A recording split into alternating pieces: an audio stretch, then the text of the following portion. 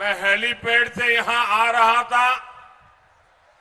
करीब 2 किलोमीटर का रास्ता, दोनों तरफ ऐसा लोगों का हुजूम था। मैं कल्पना नहीं कर सकता हूं कि सुबह सुबह हजारों लोग आशीर्वाद देने के लिए आए। इससे बड़ा सौभाग्य क्या हो सकता है। साथियों, इस चुनाव में वैसे ये मेरी आखिरी सभा है और बंगाल में जहां जहां गया हूं, बंगाल के लोगों का जो मैंने मिजाज देखा है, मैं इस विश्वास के साथ वापस जा रहा हूं कि 4 मई के नतीजों के बाद बीजेपी के शपथ ग्रहण समारोह में मुझे आना ही है। और इसलिए भारत का भाग्योदय और पूर्वोदय दोनों एक दूसरे की पूरक शक्ति है। और इसलिए मैं 2013 से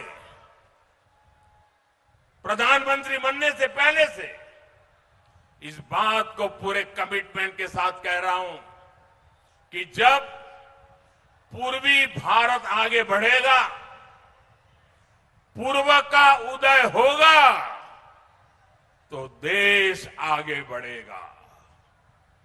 बीते समय में अंग यानी बिहार ने कमल खिलाया है, कलिंग यानी ओडिशा ने कमल खिलाया है, अब बंग यानी बंगाल की बारी है। अब हमारे सामने डॉक्टर मुखर्जी का एक और संकल्प है। वो संकल्प है बंगाल की समृद्धि और शरणार्थियों की समस्याओं का पूरा पूरा समाधान। और बंगाल में बनने जा रही बीजेपी सरकार डॉक्टर मुखर्जी के उनके इस संकल्प को पूरा करके दिखाएगी। जब बताने के लिए कुछ नहीं है तो टीएमसी ने एक ही फॉर्मूला अपनाया है। टीएमसी का फॉर्मूला है गाली दो, धमकी दो, झूठ बोलो, जोर से बोलो, बार बार बोलो।